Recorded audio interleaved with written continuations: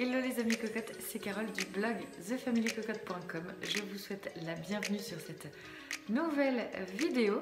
Venez nombreux faire partie de cette communauté de cocottes, comme j'aime l'appeler. Vous allez pouvoir aussi trouver une véritable communauté d'entraide.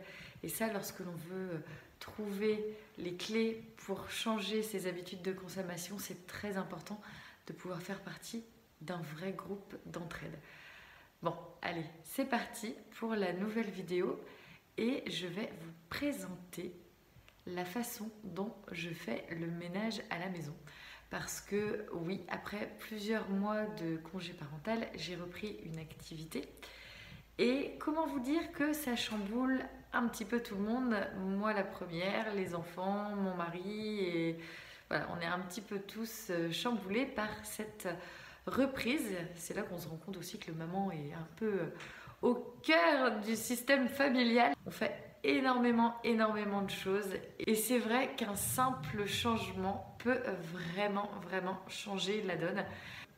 Donc je vais vous expliquer comment je fais pour faire le ménage en l'espace de 2 heures. Allez, vraiment grand max 2 heures pour que tout soit fait du sol au plafond. Alors, je ne m'inspire pas de méthodes particulières parce que je trouve qu'il faut réussir à s'approprier ces méthodes. Donc, voilà, je vais vous donner ma méthode qui fonctionne chez moi puisque voilà, c'est devenu une routine et c'est quelque chose qui est récurrent, donc très facile, je dirais, à mettre en place puisque une fois que c'est mis en place, vu que vous avez une habitude qui se crée, votre cerveau se met un peu en mode automatique, il n'y a pas besoin de réfléchir et on y va tout chausse. Alors, pour commencer, souvent on dit qu'il faut commencer par l'étage et ben moi tout simplement c'est quelque chose, j'arrive pas à le faire parce que j'ai besoin véritablement quand je rentre chez moi d'avoir un rez-de-chaussée qui soit clean parce que sinon j'ai ce genre de sentiment de... C'est pas de l'angoisse, mais c'est vraiment le truc, oh là là, ma maison, à quoi elle ressemble, je m'y sens pas bien parce que c'est pas clean. Enfin, il y a un sentiment un peu angoissant que je ressens parce que c'est pas au carré. Chacun va avoir des seuils de tolérance différents par rapport au rangement et à la propreté de son intérieur. Donc ça, c'est hyper personnel. Moi, j'ai des curseurs qui sont les miens et toi, tu as les tiens, donc en fonction de tes curseurs, eh ben, tu agis sur ce qui te paraît prioritaire et ça c'est hyper important. Donc moi déjà, pour commencer, je m'attaque au rez-de-chaussée. Je commence toujours par tout ce qui est coin cuisine parce que quand on est en famille, la cuisine c'est véritablement le QG familial. D'ailleurs, je sais pas pourquoi, hein, c'est bizarre, mais c'est véritablement un QG. Il y a beaucoup de passages, tout le monde qui tournoie un peu autour. Et donc, pour commencer, je regarde voilà, la vaisselle à vider. Si souvent, je regarde aussi un petit peu le stock des produits que j'ai. Donc, au niveau des produits, bicarbonate de soude, percarbonate, du vinaigre. Et concrètement, avec ça, on peut tout faire. Donc, et de l'eau chaude, parce que l'eau chaude est importante. Et donc, une fois que j'ai bien fait le tour de ma cuisine, je nettoie mes surfaces avec le nettoyant multi-usage que vous pouvez retrouver sur le blog pour avoir toutes les recettes, hein, même des différents produits que j'utilise et que je mixe pour une utilisation autre, par exemple pour la vaisselle. Voilà. Bon, petit aparté. Ensuite, ce que je fais, c'est que je migre à la table. Une fois que la cuisine est propre, je migre à la table. Je mets toutes les surfaces ok. J'ai toujours un chiffon microfibre dans la poche. Comme ça, n'importe où je vais, je peux passer un petit coup, que ce soit sur les meubles ou sur la télé, ou même si je vois des vitres qui sont trop sales. Une fois que j'ai fait ça, eh ben, je vais sur les pièces d'eau. Donc je fais la salle de bain et ensuite les WC comme ça. Tout simplement, le torchon que j'ai utilisé pour faire la cuisine, le salon, alors bien sûr avec une éponge, j'ai passé un coup à la salle de bain, je finis par passer un coup que avec le torchon, sans utiliser l'éponge, que avec le torchon au niveau en fait des WC, ce qui me permet ensuite de mettre ce torchon là à laver. Voilà, donc ça c'est pour le rez-de-chaussée. Ensuite je passe aspirateur serpillière.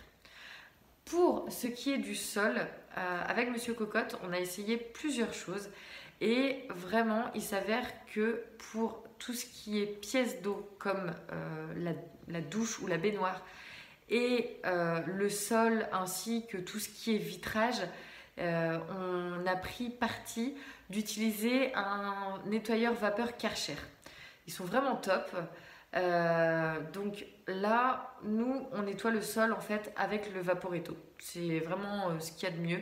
Ça utilise que de l'eau et c'est vraiment, pour moi en tout cas, un gain de temps et d'effort parce que du coup la vapeur, ça nettoie super vite et ça décolle très rapidement toutes les petites choses que les enfants peuvent bien coller par terre.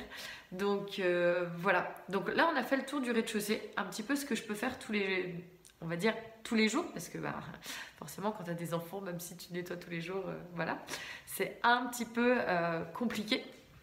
Alors c'est parti, on va aller à l'étage. Je vous montre, là il y a des magnifiques photos. Je vous montre l'étage. Donc ici en fait on a salle de bain, chambre et de l'autre côté la chambre des enfants.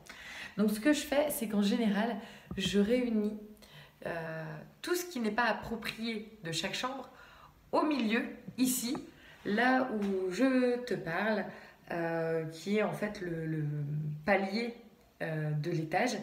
Et je mets en fait, si je vois par exemple des choses qui sont à la salle de bain qui devraient être à la chambre, je mets tout en fait au milieu ici. Et après, je range chaque chambre et la salle de bain, je fais pareil en fait.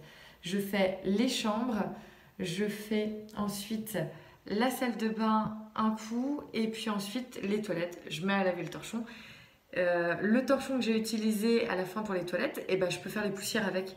Comme ça, j'ai un torchon, enfin 2 torchons, un pour le rez-de-chaussée et un pour l'étage, que je finis toujours par le nettoyage des toilettes. Comme ça, je sais que je le mets à laver directement après. Et nettoyage du sol. Donc après, aspirateur, un coup de Vaporetto et c'est fait.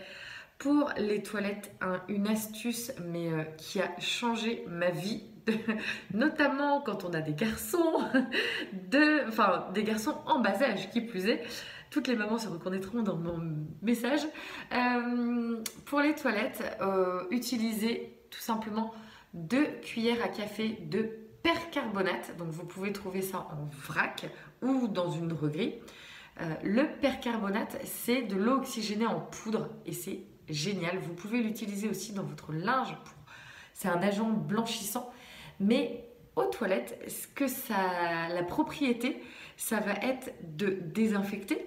Et en plus, vu que c'est de l'oxygène en poudre, tout simplement, cette eau oxygénée va venir nettoyer les canalisations et le fond des toilettes.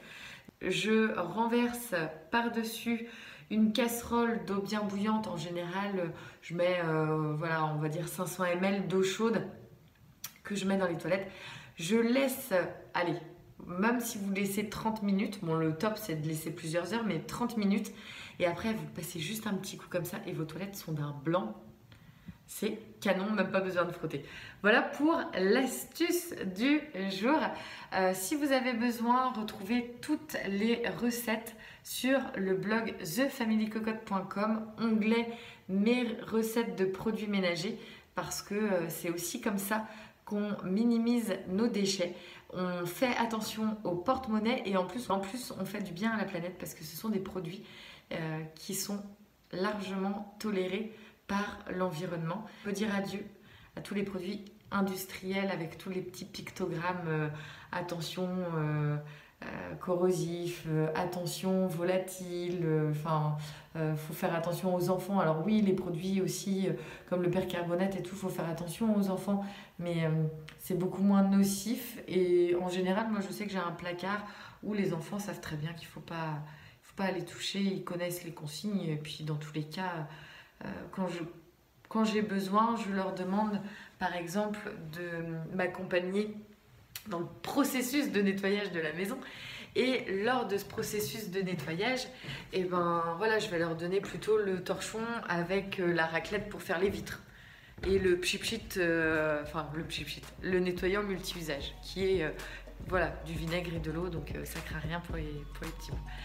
Ben, sur ce, je vous souhaite une belle journée. Dites-moi comment vous vous organisez, vous, votre routine ménage chez vous. Et n'hésitez pas, un pouce vers le haut si tu as aimé la vidéo. Et puis pour t'abonner, c'est ici. Je te fais plein de bisous et je te dis à très vite. Ciao!